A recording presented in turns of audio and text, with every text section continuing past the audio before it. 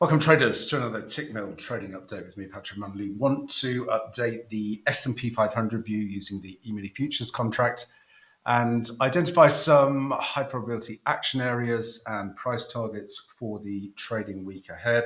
Obviously, we had holiday shortened period with the Easter break, and most European markets just returning to the fray today, and the US was out on Friday. So we did see some weakness yesterday in the markets. Lower liquidity probably exaggerated or exacerbated those moves. Before we jump into the technical picture, let's just review where we are from an internals perspective and market narrative and market dynamics.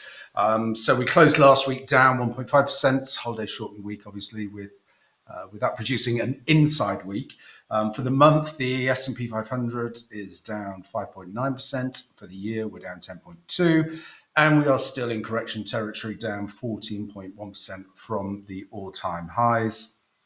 And in terms of the calendar this week, it's a pretty light data week with Wednesday, the release of the S&P global PMIs, new home sales. Thursday, durable goods, initial jobless claims, and existing home sales. Friday, the Michigan consumer sentiment final read. We will hear from a plethora of Fed speakers throughout the week, and obviously we have that ongoing tariff headline risk with Trump upping the ante over the weekend, suggesting that Fed Chair Powell is to reduce interest rates imminently or face potentially being removed from his position. Legal wranglings over that are obviously still to play out, and we'll see how far Trump wants to push things. The other important consideration for the week ahead is we have about 25% of the S&P 500 companies will report earnings this week. We get Tesla this evening after the close, Google Thursday, and Google on Thursday and Intel on Thursday. In terms of volatility, the 20-day average remains at 1.89%. So that's slightly up from last week, which was 1.88%. And this implies essentially a 2% swing on any given day in terms of market volatility. So we are still elevated. The VIX is still trading currently above 32.45. In terms of the gamma situation, last week ended a negative 695 million in short gamma, slightly higher than the week before. Monthly options expiration obviously was last Thursday, so the read after today will probably give a better indication of whether the market's still hedging downside risk. In terms of CTAs, the trend followers, there appears to be a slight bias to the buy side this week. At least they're not aggressively selling. CTAs are short the market, so they could bring in some much needed buying flows. And then in terms of the actual flow in general, with CTA volatility control funds and active investment managers to become strong buyers in this market, the short gamma environment will have dealers chasing moves up and down, given patient day traders with plenty of opportunity in the week ahead. Liquidity is low, and that suggests caution with buying highs or trading into the lows on any given move, whether bearish or bullish. Demand a counter to scale into a trade is a better risk strategy given the current environment. So with the weekly expected range, circa 165 points to the upside and the downside, we have 53.49 as our potential range resistance for the week ahead. 50.19 potential range support. We still remain in a bearish momentum environment on the weekly and daily timeframes, given the 5-period volume weighted average price. On the weekly timeframe, That's now coming in at 53.33. So we need to see a weekly close above there to flip the momentum bullish. And in terms of the daily time frame, we are looking at 53.16. So resistance is still in place overhead in terms of momentum.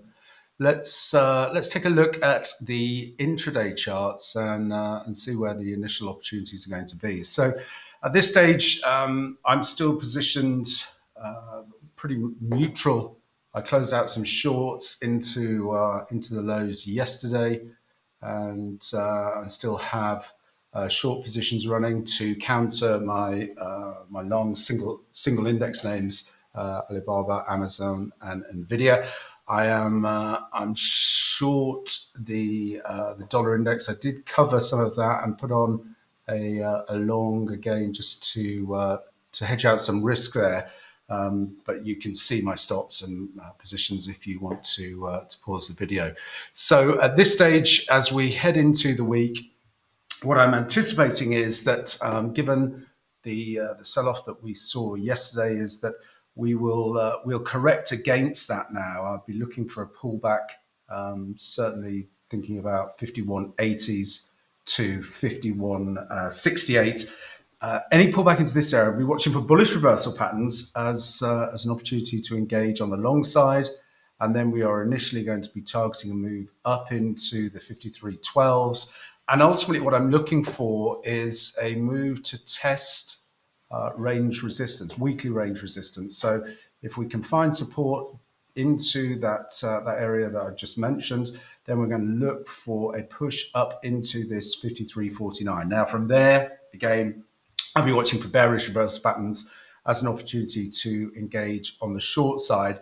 And I'll be looking then for a retest of this 52.50. 52.50 to 52.60 is my weekly bull bear zone. So I want to see if we can get acceptance above there to trade up into the weekly range resistance. And then any pullback into test that area from above.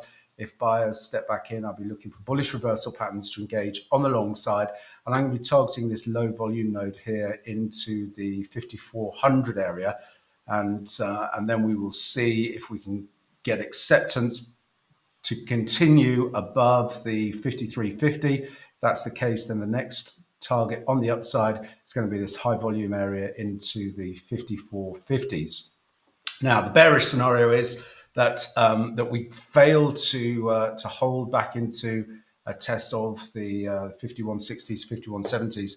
If we don't find buyers there, then we're going to look for a retest of the lows, potential look below type scenario with a pullback that then finds sellers back into that 51.70, 51.60, and then we will be targeting a test of weekly projected range support down into that 50.19 area. And then from there, I'll be watching for bullish reversal patterns as another opportunity to engage on the long side and look for a move back into test the yesterday's spike lows down into the 51.20s from below.